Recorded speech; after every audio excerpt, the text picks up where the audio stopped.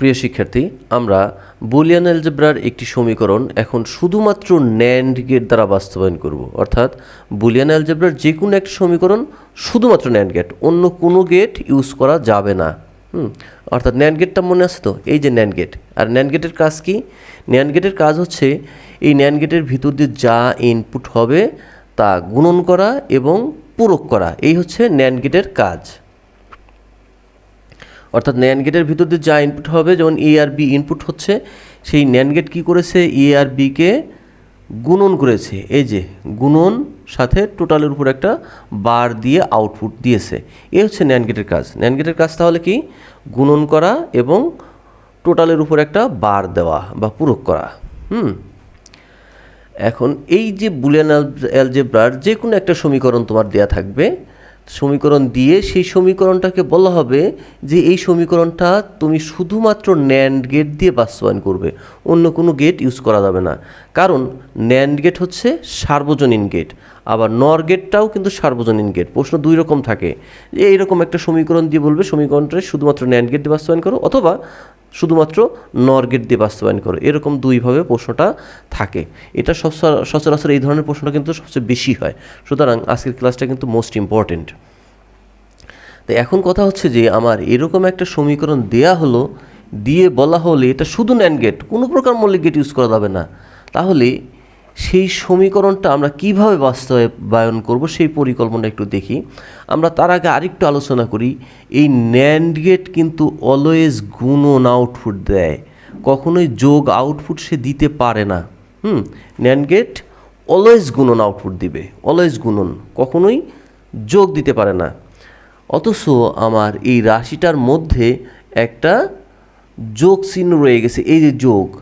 আমি এই গুণনগুলা NAND gate দিয়ে কিন্তু আনতে পারবো, এই গুণনটাও আনতে পারবো, কিন্তু এই যোগটা আনবো কীভাবে? এই যোগটা তো আমার ন্যান্ড গেটের পক্ষে সম্ভব না, কারণ ন্যান্ড গেট অলওয়েজ যোগ গুণন আউটপুট দেয়। তাহলে আমাকে এখন কি করতে হবে এটা বাস্তবায়ন করতে গেলে? এটা বাস্তবায়ন করতে গেলে আমাকে একটু সরলীকরণ করে নিতে হবে। অর্থাৎ যেহেতু আমাকে শুধু ন্যান্ড গেট দিয়ে বাস্তবায়ন করতে হবে, আর ন্যান্ড গেট গুণন ছাড়া কখনো যোগ আনতে পারে না, তাহলে আমি কি করব? রাশির মধ্যে যোগটাকেই রাখবো না, যোগটাকেই উঠাই দিব। এখন ইচ্ছা করলেই তো আমি যোগ উঠাই দিতে পারি না, তাই না? কিন্তু যোগ উঠানোর কিছু কৌশল আছে। কৌশলটা কি? যে তুমি এই টোটালটার উপর একটা ডাবল বার দিয়ে দাও।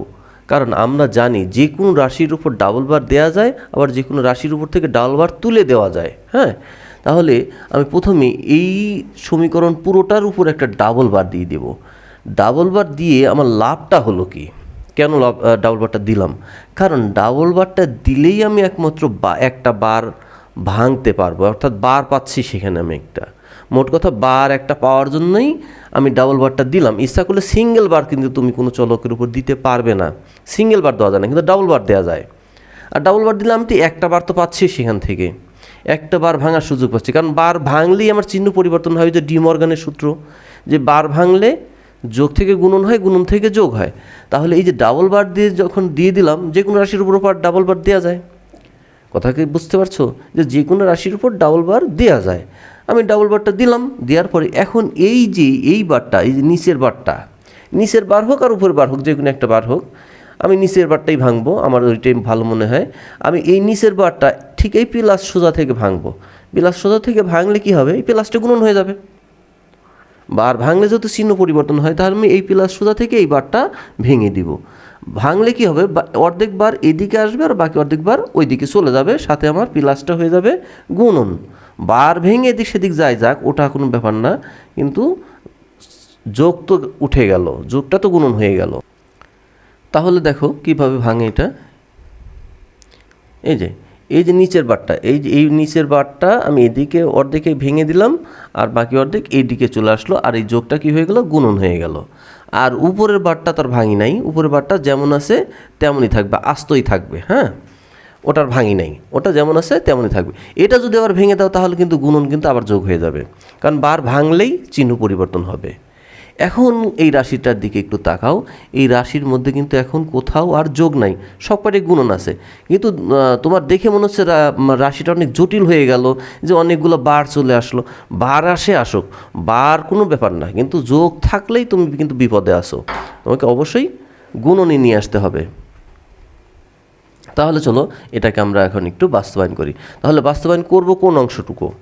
বাস্তবায়ন করব এই যে সমাধান একটু সরলীকরণ করে নিয়ে যে অংশটা পেলাম, এই অংশটাকে আমরা বাস্তবায়ন করব, এই রাশি না কিন্তু।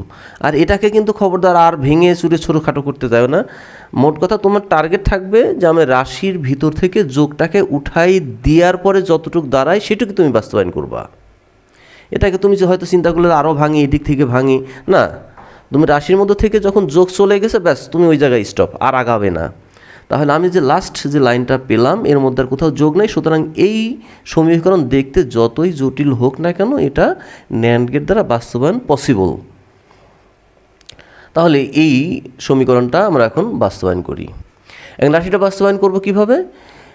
দেখো এখানে কিন্তু দুইটা পার্ট আছে। এই যে একটা পার্ট, এই যে বারের আন্ডারে, এই বারের আন্ডারে একটা পার্ট, এই বারের আন্ডারে একটা পার্ট, বা অতএব এটা মনে করো একটা ব্র্যাকেটের মধ্যে আছে, বা এটা একটা প্যাকেজ, এই একটা প্যাকেজ, এইভাবে কল্পনা করো, তাহলেই কিন্তু সহজে বাস্তবায়নটা হচ্ছে। তার মানে কি, আমি প্রথমে এবিসি গুণন করাবো, তারপরে টোটালের উপর একটা বার দিব, তাহলে এই প্যাকেজটা রেডি হবে। তারপরে এ আর বি এই দুজনকে গুণন করাবো, সাথে এই উপরে বার দেওয়ার ব্যবস্থাটা করব, অর্থাৎ ন্যান্ড গেটের ভিতর দিয়ে ইনপুট করালেই আমার কিন্তু এই টোটালের উপর বারটা চলে আসে। তার মানে এই প্যাকেজটাও রেডি হয়ে যাচ্ছে, এই প্যাকেজটাও রেডি হচ্ছে। তারপরে দুইটা প্যাকেজ গুণন করাবো, গুণন করায় উপরে টোটাল বারটা নিয়ে আসবো। তাহলে চলো আমরা প্রথমে বাস্তবায়নটা করি। চলো কয় প্রকার? এবিসি। সিঙ্গেল বার কারোর উপর আছে? 9। তাহলে সিঙ্গেল বার আমি আর এখানে দিব না। এবিসি লাইন থেকে আমি 3টা লাইন টেনে নিলাম, নেওয়ার পরে এ বি সি এই 3টাকে আগে গুণন করাবো আর সাথে উপরে বার আনবো। তাহলে এই কাজটা কার? ন্যান্ড গেটের। ন্যান্ড গেটের কাজ গুণন করা আর বার দেওয়া। তাহলে এবিসি থেকেই 3টা লাইন টানবো, 3টা লাইন টেনে ন্যান্ড গেটের ভিতর দিয়ে যদি ইনপুট করাই, এই ন্যান্ড এবিসিকে গুণন করালো, সাথে উপরে একটা বার দিয়ে দিল। এখানে ডট নাই, বাট এখানে ডট দিছি, ওটা কোনো ব্যাপার না, তুমি চাইলে ডট দিতে পারো, না চাইলে নাই, কোনো প্রবলেম নাই। এখন এই অংশটুকু রেডি হয়ে গেল। এখন এ আর বি এটা গুণন করাবো, সাথে উপরে টোটাল উপর একটা বার দিব। তাহলে এ থেকে আর বি থেকে একটা লাইন টেনে সেটাকে ন্যান্ড গেটে ইনপুট করাইলেই এই যে ন্যান্ড গেট কী করলো, এ আর বিকে গুণন করালো, সাথে উপরে বারটা দিয়ে দিল। তাহলে এই অংশটাও রেডি হলো, এই অংশটাও রেডি হয়ে গেল। এখন এই দুইটা অংশ, এই অংশ আর এই অংশ, দুইটাকে যদি আমি আবার ন্যান্ড গেটের ভিতর দিয়ে ইনপুট করাই, তাহলে কি হবে? এই অংশ আর এই অংশটা গুণন হবে, সাথে উপরে একটা বার চলে আসবে। বার আসলে আমার এই সমীকরণটা রেডি। তাহলে দেখো কেমন হলো, বুঝতে পারলে কথা? ক্লিয়ার তো নিশ্চয়ই? যদি ক্লিয়ার না হয় অবশ্যই আমাকে জানাবে, তাহলে আমি এটা নিয়ে হয়তো লাইভ ক্লাসে আরও ডিটেলস আলোচনা করবো ইনশাল্লাহ। আমরা আরও একটা উদাহরণ দেখি বিষয়গুলো, তাহলে ক্লিয়ার হবে আরও ইনশাল্লাহ। যদি সমীকরণটা এরকম থাকে, তাহলে এটাকে শুধুমাত্র ন্যান্ড গেট দ্বারা কীভাবে বাস্তবায়ন করা যেতে পারে সেটা একটু খেয়াল করো। এখানে প্রথম কন্ডিশন কি? NAND gate. প্রশ্নটা যদি শুধুমাত্র ন্যান্ড গেট দ্বারা বাস্তবায়ন করতে বলে, তাহলে সেক্ষেত্রে আমার কি করতে হবে? রাশির ভিতর থেকে যোগ চিহ্নগুলোকে উঠাই দিতে হবে, কারণ আমার ন্যান্ড গেট কখনো যোগ আনতে পারে না। অতএব রাশির ভিতর থেকে যোগটাকেই উঠাই দেব। এখন এখান থেকে যোগটাকে উঠাই দিতে হলে আমাকে কি করতে হবে?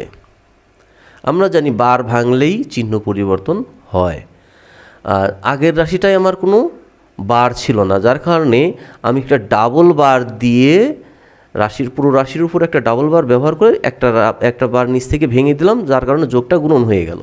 কিন্তু এখানে অলরেডি আমার একটা সিঙ্গেল বার দেয়াই আছে। অতএব আমি যদি এই বারটা এখান থেকে ভাঙি আর এইখান থেকে যদি ভাঙি, অর্থাৎ দুই জায়গা থেকে যদি ভাঙি, তাহলে তো যোগগুলো গুণন হয়ে যাচ্ছে, তাহলে তার আবার ঝামেলা শেষ। তাহলে সেই কাজটা করি, বারটা ভেঙে দিই। এই যে বার ভেঙে দিলাম, যোগটা গুণন হয়ে গেল, এখানেও যোগটা গুণন হয়ে গেল। যেহেতু এখান থেকে ভাঙছি, তাহলে অর্ধেক বার এর উপর আসবে, আবার এখান থেকে ভাঙছি আর এখান থেকে ভাঙছি, তাহলে মাঝখানের বারটু কার উপর যাবে?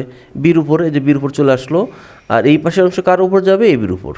অর্থাৎ যেহেতু দুই জায়গা থেকে ভাঙছি বারটা, তাহলে বারটা 3 টুকরা হবে না, এইখান থেকে আর এইখান থেকে, অর্থাৎ ডি মর্গানের 3 চলকের সূত্র, ওই সূত্র অনুসারে, অর্থাৎ একাধিক জায়গা থেকেও যোগটা ভাঙা যায়। ডি মর্গানের 3 চলক হতে পারে, 4 চলকের সূত্র হতে পারে, এটা একটু বই থেকে আবার একটু দেখে নিও।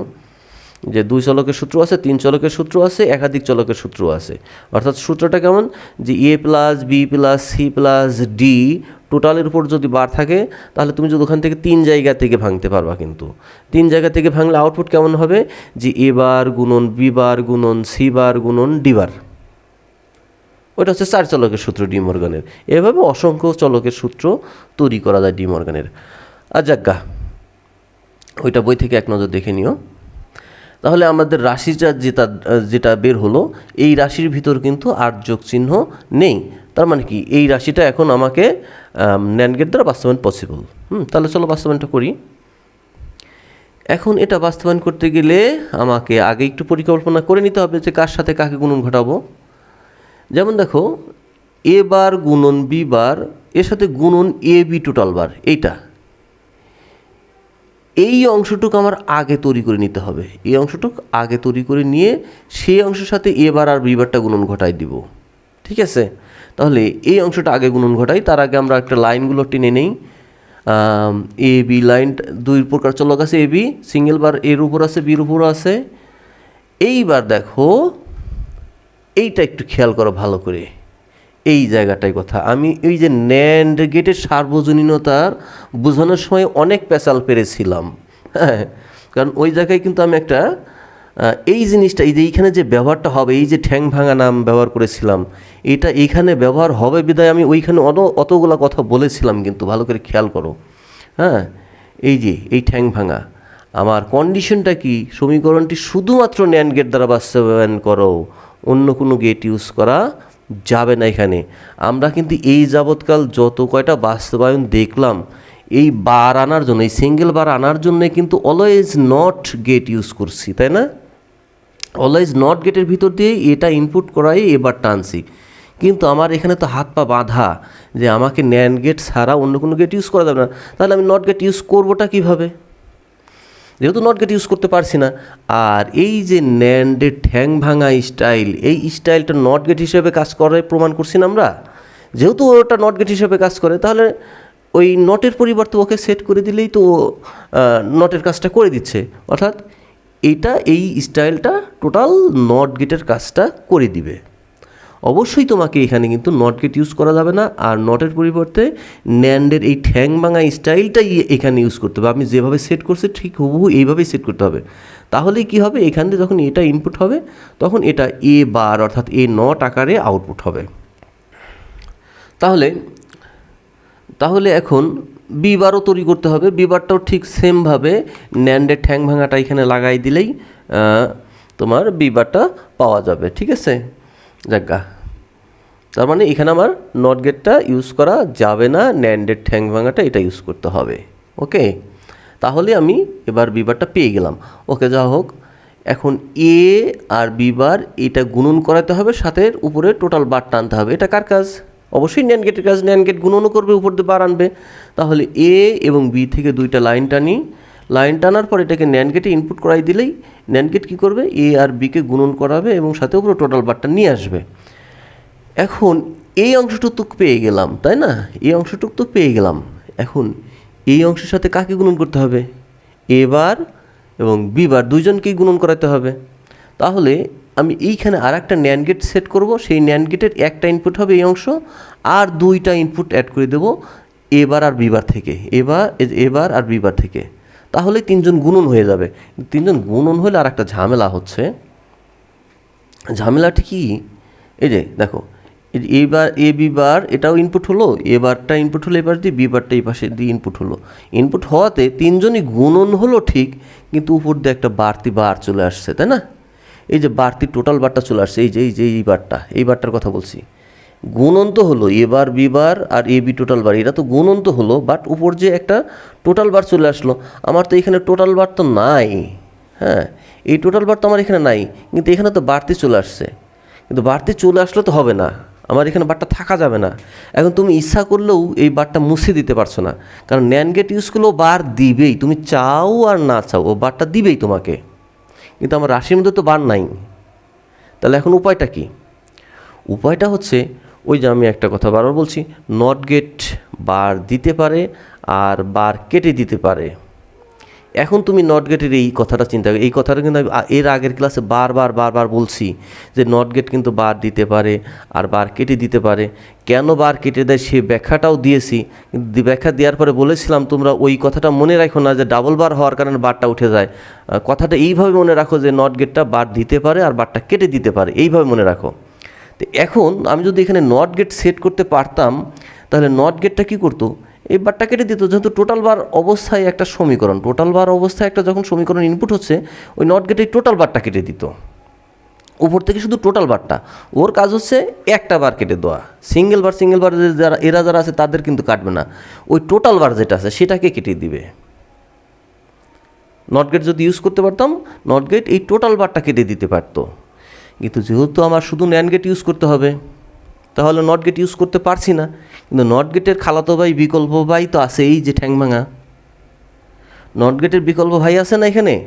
তাহলে এইটাকে, এই ঠ্যাং ভাঙাকে আমি কি করব, এখানে অ্যাড করে দেব, কারণ ওটাই নট গেট হিসেবে কাজ করবে। আর এই বারটা কেটে দিবে, তাহলে ওইটাই আমি এখানে অ্যাড করে দিই। এই যে ঠ্যাং ভাঙাকে এখানে লাগাই দিলাম, ও কি করলো, এই বারটাকে কেটে দিল, তাহলেই আমার কিন্তু মিলে গেল। বুঝতে পারছো কথা? এইভাবে আমরা যে কোনো একটা সমীকরণ শুধুমাত্র ন্যান্ড গেট দ্বারা বাস্তবায়ন করতে পারি। আমরা আরও একটা উদাহরণ দেখি, তাহলে বিষয়টা ক্লিয়ার হবে। দেখো, এইরকম যদি সমীকরণটা থাকে, এবার একটু সমীকরণটা একটু বড় সড়ই হলো, এটাও ন্যান্ড গেট দিয়ে বাস্তবায়ন করা যাবে খুব ইজিলি, কোনো ব্যাপার না। যত বড়ই দেখা যাক, কত আসলে যত গর্জে তত বর্ষে না, এটা দেখতে বড় হলেও খুব ইজি আছে। কিন্তু একটা ঝামেলা রয়েই গেল, সেটা হচ্ছে কি, যে এইখানে যোগ চিহ্ন আছে, এইখানে যোগ চিহ্ন আছে, এই যোগটা ন্যান্ড আনতে পারবে না, তাই না? তার মানে কি আমার এই যোগটাকে উঠাই দিতে হবে। এই যোগ উঠানোর জন্য কী করব, এই টোটালটার উপর একটা ডাবল বার দিয়ে দেব। এই যে এই ধরনের প্রশ্ন, এখানে কথাটা লিখে তোমরা এইভাবে শুরু করো। মূলত প্রশ্নটা এখান থেকে শুরু হবে। হ্যাঁ, এটা তো প্রশ্নে থাকবে, তোমরা লেখাটা শুরু করবে এইভাবে, যে এখানে লিখে সমীকরণটা আগে নিয়ে আসো, তারপর ডাবল বারটা দাও। ঠিক আছে, এইভাবে তুমি প্রশ্নটা কিন্তু লেখা শুরু করবে। আমি কী করলাম, টোটালের উপর ডাবল বারটা দিলাম, দেওয়ার পরে এখন এই যে নিচের বারটা আমি কি করব, এইখান থেকে ভাঙবো, আর এইটা এইখান থেকে ভাঙবো। তাহলে বারটা 3 টুকরা হয়ে যাবে না? এই টুকরা থাকবে এর উপর, মাঝখানের টুকরা থাকবে এদের উপর, আর এই ডান পাশের টুকরাটা থাকবে এদের উপর, আর মাঝখান থেকে যোগগুলা গুণন হয়ে যাবে। এই যে, ওকে, ক্লিয়ার? ভাঙাটা তো বুঝতে পারছো? ওকে, গুড। এখন এর মধ্যে কিন্তু আর যোগ নাই, সবাই গুণন হয়ে গেল। তাহলে এটা কি বাস্তবায়ন করা পসিবল? ইজিলি পসিবল, তাই না? তাহলে এটা কোন পাশ থেকে বাস্তবায়ন করাটা শুরু করব, সেটা একটু পরিকল্পনা করে নাও, তারপরে কাজ শুরু করো। এই যে পি বার, কিউ আর, এই তিনজনকে গুণন করা, সাথে টোটাল বার আছে, তার মানে একটা ন্যান্ড গেটের ভিতর দিয়ে যদি 3টাকে ইনপুট করাই, তাহলে 3টাকে গুণন করবে, সাথে উপর দিয়ে টোটাল বারটা দিবে। এখানে পি বার, কিউ আর বার, এটাকেও ন্যান্ড গেটের ভিতর দিয়ে ইনপুট করাও, তাহলে এটা আলাদা একটা প্যাকেজ তৈরি হয়ে যাবে, যে টোটাল বার সহ, এটাও আলাদাভাবে করো। তারপর 3টাকে আবার একসাথে ঘাড় ধরে ন্যান্ড গেটের ভিতর দিয়ে আবার ইনপুট করাইলে এই অংশের সাথে এই অংশ, এই অংশের সাথে এই অংশ গুণন হবে, টোটালের উপর একটা বারও হয়ে যাবে। ঠিক আছে, তাহলে আমরা একটু বাস্তবায়নটা দেখি। এইবার তাহলে চলক কয় প্রকার আছে? চলক আছে 3 প্রকার, পি কিউ আর। সিঙ্গেল বার আছে কার কার উপর? এই যে পির উপর আছে আর আরের উপর আছে। তাহলে পি থেকে আমি এইবার কি কোনটা নট গেট দেবো, তাই না? নট গেট দিতে হবে, তাই না? মোটেও নট গেট দিয়ে হবে না, কারণ ওই যে আমার হাত পা বাঁধা শুধু ন্যান্ড গেট। তাহলে নট গেটের খালাতো ভাই ন্যান্ড গেটের ঠ্যাং ভাঙা, তাই তো? সেই ন্যান্ড গেটের ঠ্যাং ভাঙাটা আমরা এখানে অ্যাড করে দেবো। তাহলে এটাই নট গেট হিসেবে কাজ করছে। তাহলে পি কি হলো, পি বার হলো, তাই না? আর আর বার, তাহলে এখানেও সেই ঠ্যাং ভাঙাটাকে লাগাই দিই, তাহলেও আমার আর বারটা রেডি হয়ে গেল। ওকে, এইবার আমার লাইন টানাগুলো কমপ্লিট। আমি এখন গুণনে চলে যাব। তাহলে লাইনটা আসবে কোথা থেকে? পি বার, কিউ আর। তাহলে পি বার থেকে, কিউ থেকে আর আর থেকে গেল 3জনকে ন্যান্ড গেটের ভিতর দিয়ে ইনপুট করাই দিলে 3জনকে গুণন করাই দিল, সাথে উপরে একটা টোটাল বারটা কিন্তু দিয়ে দিল। ওকে, এই অংশটুকু হয়ে গেল। এবার এটাও সেমভাবে পি বার, কিউ আর বার, তাহলে এই 3টা থেকে লাইনটা যাক, 3জনকেও গুণন করাই দিল, সাথে টোটাল বারটা আসলো। এবার পি আর আর, পি থেকে আর আর থেকে গেল ন্যান্ড গেটে, তাহলে এরাও গুণন হলো, সাথে টোটাল বারটা চলে আসলো। তাহলে 3টা প্যাকেজ কিন্তু রেডি হয়ে গেল। এখন 3জনকে একসাথে ন্যান্ড গেটের ভিতর দিয়ে ইনপুট করাই দিলে কি করবে, এই 3জনকে গুণন করাই দিবে, 3জনকে একসাথে গুণন করাই দিয়ে উপরে টোটাল বারটা দিয়ে দিবে। এই হচ্ছে আমাদের শুধুমাত্র ন্যান্ড গেটদের যে কোনো সমীকরণ বাস্তবায়ন। ঠিক আছে, আর সবাইকে অসংখ্য ধন্যবাদ। আমরা আগামী ক্লাসে শুধুমাত্র নর গেট দিয়ে বিভিন্ন সমীকরণ কীভাবে বাস্তবায়ন করা যায় সে বিষয় নিয়ে আলোচনা করব। আল্লাহ হাফেজ।